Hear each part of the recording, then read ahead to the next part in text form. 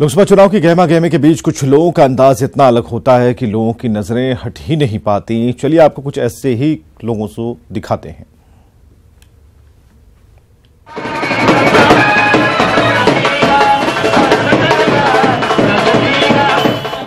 घोड़ी पर चढ़े इस शख्स को देखकर आप सोच रहे होंगे कि ये शख्स अपनी जिंदगी की नई पारी की शुरुआत करने जा रहा है।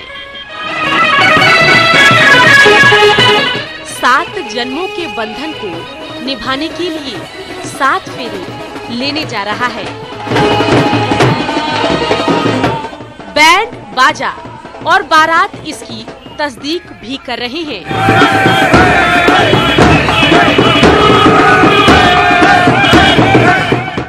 लेकिन हकीकत इससे बिल्कुल परे है। ये ना तो दूल्हा है और ना ही इनके साथ बाराती है और ना ही बैंड बाजे के साथ ये बारात दुल्हन लेने जा रही है। ये तो चुनावी दूल्हे राजा हैं। घोड़ी पर सवार होकर आगामी लोकसभा चुनाव के लिए नामांकन का पर्चा भरने बारात लेकर पहुंचे हैं और साथ आने वाले बाराती कोई और नहीं, उनके समर्थक हैं। लोकसभा चुनाव में सांसद बनने का ख्वाब संजोए इस चुनावी दूल्हे राजा का नाम वैद्यराज किशन है। किशन की माने तो वे गरीब प्रत्याशी समर्थकों के सहयोग से चुनाव लड़ रहे हैं। दूल्हा बनके इसलिए राजनीति का दमान हूँ, इसलिए क्योंकि आप लोगों के सहयोग से, जनता के सहयोग से, क्योंकि मेरे पास पैसा नहीं इलेक्शन लड़ने के लिए, यही मुद्दा है मेरे पास। और प्रचार करने का मुद्दा है आपके पास? जी नहीं, इलेक्शन लड़ने का धनराशि इतनी तो है नहीं जो मैं लाखों करोड़ों रुपया खर्च करूं। वैद्यराज किशन कोई पहली बार चुनाव नहीं लड़ रहे।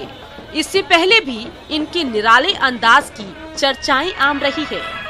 किशन ने तो अपना पहला चुनाव करीब 3 दशक पहले मोहल्ले के वार्ड मेंबर के लिए लड़ा था।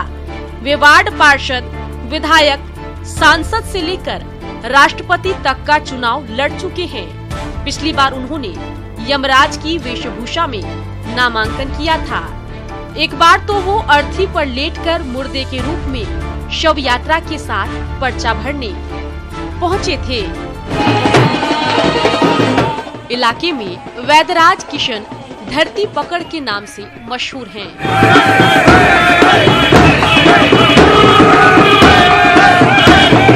किशन बेशक चुनाव हार जाते हों, लेकिन उनका निराला अंदाज और चुनाव लड़ने की दीवानगी उन्हें अन्य प्रत्याशियों के मुकाबले अलग बनाती है।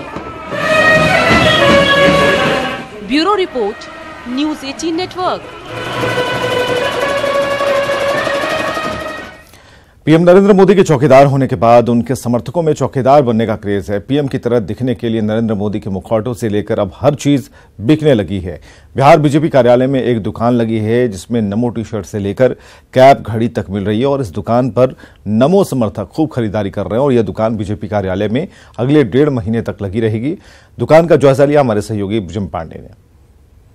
प्रधानमंत्री ने चौकीदार बनने की अपील की है तो बीजेपी ने चौकीदार बनाने की पूरी वर्दी की दुकान खोल रखी है बीजेपी कार्यालय में। देखिए ये जो दुकान है वो चौकीदार बनाने की पूरी वर्दी यहाँ मिलती है। वर्दी सेंस का मतलब ये है कि यहाँ आपको नमो का वो टी-शर्ट भी मिल जाएगा जो पूरी तरह से स्लोगन से भरा हुआ है। यहाँ मास्क भी मिल जाएगा जो नरेंद्र मोदी का है। इसके अलावा बैंड मिल सकता है, कप मिल सकता है, कैप है और घड़ी भी आप अपने घर में लगा सकते हैं इस तरह से।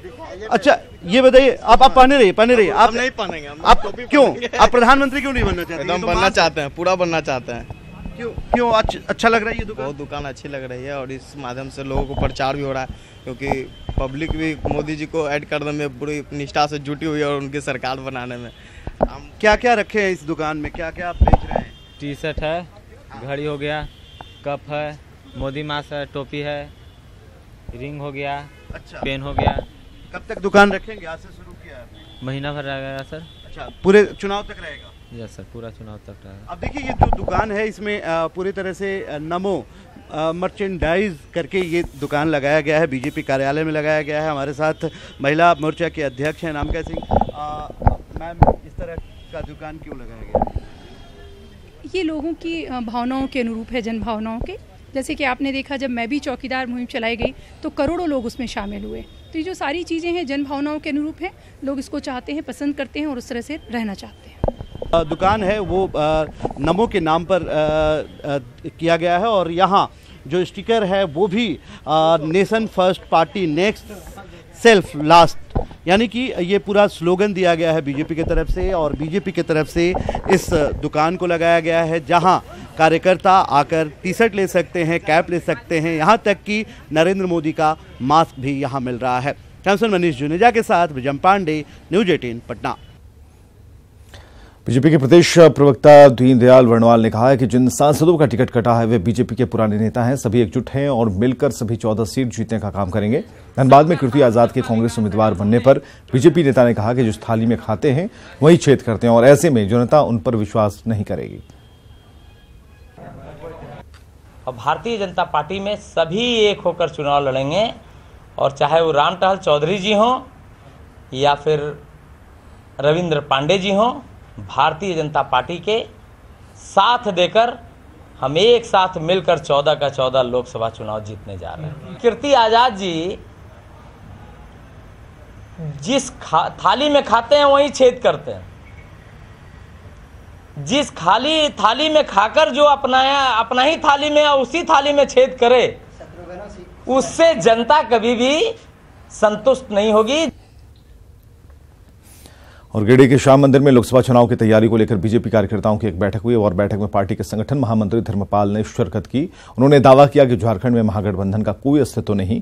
वहीं कांग्रेस के घोषणा पत्र को धर्मपाल ने छलावा बताया और इस बैठक में बीजेपी उपाध्यक्ष और पूर्व आईजी लक्ष्मण सिंह ने शिरकत की और कहा कि बीजेपी की सरकार पर केंद्र और राज्य दोनों में चौतरफा विकास हुआ है। कोई चुनौती नहीं है, ऐसे गठबंधन हम लोगों ने पहले भी काफी झेले हैं। किसी प्रकार की कोई चुनौती हमारे सामने नहीं है, हमारी तैयारी पूरी है, गठबंधन हमारे सामने कहीं नहीं ठहरता। और जनता इतना उत्साहित है मोदी जी के नाम पर और रघुवर दास जी के नाम पर कि 14 यहाँ पर लोकसभा का सीट है, 14 में 14 जो भारतीय जनता पार्टी उसका सहयोगी दल जीत हासिल करेगी और वोट का अंतर भी इतना अधिक आएगा कि लोग याद रखेगा। और खास करके कोडरमा लोकसभा क्षेत्र का जो प्रत्याशी है वो विशाल वोट से जीतेगा और कमल का फूल इतना बड़ा खिलेगा कि लोग पूछेगा दिल्ली में कि कहाँ का फूल है, तो जवाब आएगा कोडरमा लोकसभा का है, एक कमल का फूल है।